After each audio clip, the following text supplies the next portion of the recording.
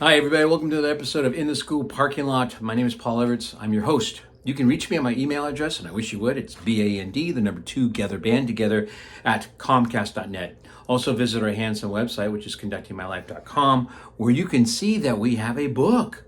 It's a great book. Go to Amazon.com. You'll see the reviews, and please order one. I love this book, and I appreciate all the support. You'll see that I'm also a speaker, trainer, coach, and for the John Maxwell team. John Maxwell, a New York Times bestselling author. I'll come out and help you and or your group, and it can be a church group or a business, school. It'd be great to have a chance to add value to your life. So contact us again at bandtogether at Comcast.net. I'm recording this on the 3rd of July. This is being posted on the 10th of August.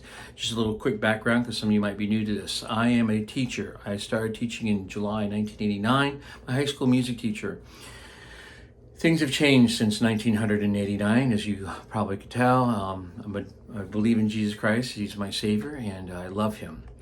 In 1994, I could say God and love. Well, 2018, that's not the case. And in fact, April of 2021, I was told by the principal to keep Jesus Christ in the parking lot.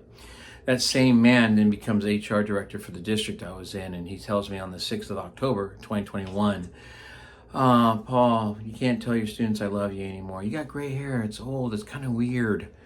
Don't do it. Union said nothing. And then at the same meeting, he said, I don't care about your First Amendment right. Get off of social media. You're an embarrassment to the principal, the school, the district, and yourself. I'm saving you from you. Union said nothing. When the union says nothing, you're done. You're done. So I said, okay, then I need to leave. And so we did. And in doing so, we left 3 years before getting a full pension. And so therefore, if you have any sense of, hey, you know what? I'm liking the message. There's a Venmo account. We'd love to have your help. All right, today's episode 23 of In the School Parking Lot. It's August the 10th, 2024. This was posted July the 2nd, 2024. The title of the article is An African American Studies Class is Too Divisive for One Maryland School District. And this is written by Kristen Griffith. The nearly 100 Hartford County Public School students who signed up to take the Advanced Placement African American Studies next school year will have to find a new class. The latest version of the college prep course, piloted at 3 Hartford high schools, was rejected by the school board last week in a 5-4 vote, with some members calling it divisive, with a progressive agenda and too much focus on racism. The curriculum, designed by a national nonprofit called the College Board, will be widely available for the first time this fall, but not in Hartford County. Terry Kosher, K-O-C-H-E-R, Terry Kosher, or Coker, a board member who voted against the class, said at the meeting, quote, the topics are heavily politically oriented and perpetuate the message of oppressed versus oppressor, which is Marxism. I think we're missing an opportunity to present positive messages of unity and great American contributions. Heaven forbid, something positive about the United States of America. That's what we are. We're good. We're not perfect. We're great. Hartford isn't the first school district to take issue with the AP class, an elective course with an accompanying exam that can be submitted for college credit consideration. An earlier version of the course was rejected in Florida, where there are restrictions on teaching about race, gender identity, and sexuality.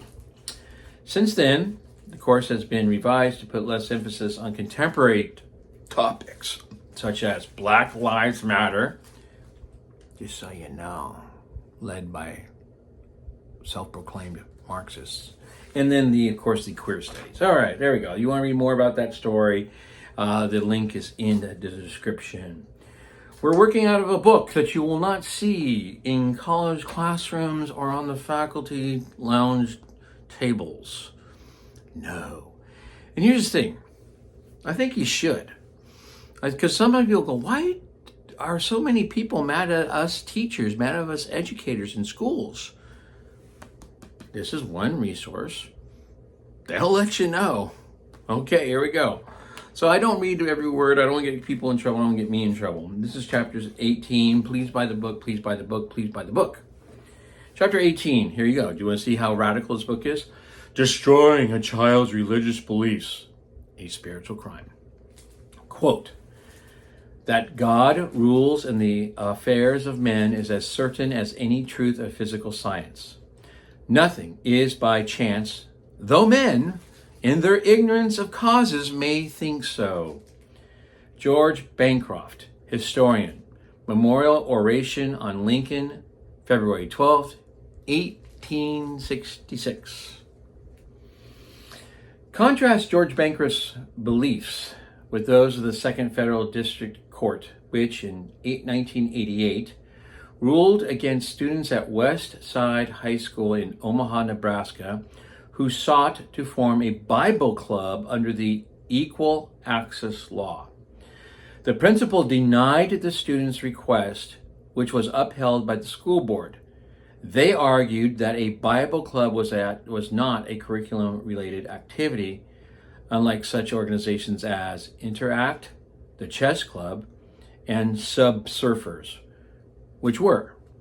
Interact was related to Rotary International, Chess was related to logical thinking, and Subsurfers was for students interested in scuba diving in the state of Omaha, Nebraska. So it goes on there from there. These anti-Bible educators also ignore the vast amounts of research and evidence suggesting that virtually all children are born believers, whether they or their parents know it or not. Indeed, according to Dr. Justin L. Barrett, author of Born Believers, The Science of Children's Religious Beliefs, which was published in 2012, children are born with an innate belief in the supernatural. Quote, I have conducted numerous additional studies on religious belief, and colleagues in my field, the cognitive science of religion, have discovered more evidence that children have a natural affinity for thinking about and believing in gods, and he puts that in plural. People may practically be born believers. He added, regardless of culture and without need for coercive indoctrination, children develop with a propensity to seek meaning and understanding of their environments. Given the way their minds naturally develop, this search leads to beliefs in a purposeful and designed world, an intelligent designer behind the design, and an assumption that the intentional designer is super powerful, super knowing, super perceiving, and immortal. In other words, evidence shows that children, regardless of their parents' beliefs, arrive at school with a pre-existing belief in the supernatural, providing knowledge and insight into God and their own purpose. The message conveyed to children by this innate supernatural force is that life has meaning, and this is affirmed by their parents' belief. Now, this is the interesting thing. We're at a time now where 20, 30 years ago when I first started, what I did at school reaffirmed what the parents were doing at home. We're not lining up anymore. What I expect at school, these kids are not coming with the same expectations. It's not a universal expectation anymore. It's kind of scary, actually. The only thing we have in common is oxygen, food, and water. Otherwise, what? You have to be quiet when you talk? What, you're not going to ask me how I feel today? I mean, it goes on and on. It's weird. However, when these children enter into atheistic public schools, teachers and books teach them to reject as superstitious nonsense the knowledge and beliefs they already possess. The impressionable young minds are told that there is no God, that life has no spiritual dimension with any transcendent meaning, that it is all a giant cosmic accident, that rocks turned into soup and turned into cells that turned into humans. Basically, the children are taught to think of themselves as no better or more important than their pets. Let me go to the last paragraph of the chapter because, again, we're running out of time. You get the flavor of the chapter and pretty much the flavor of the book. Okay, here we go. And when children come home from school depressed, parents have no idea why. The school is never blamed, so there must be something wrong with the children. If a child cannot learn to read, it is not the fault of the school's teaching methods. It is obviously the fault of the child, who was born with a learning handicap. And if schools hand out condoms to teenagers, they are not contributing to the delinquency of minors. They are protecting them from a sexually transmitted disease and unwanted pregnancy. Thus saith the educators of the 21st century. It is time for American parents to wake up. Atheistic schools are a danger to the health, safety, and emotional lives of their children. These schools should either be abolished or reconstituted as genuine institutions of learning where teachers are not forbidden to suggest that God created the universe and all of life in it. Okay, again, it's not that I disagree or agree with the book. Yes, there are parts of it that I really, really agree with. I gotcha. But why not understand why they don't like us teachers? Us teachers.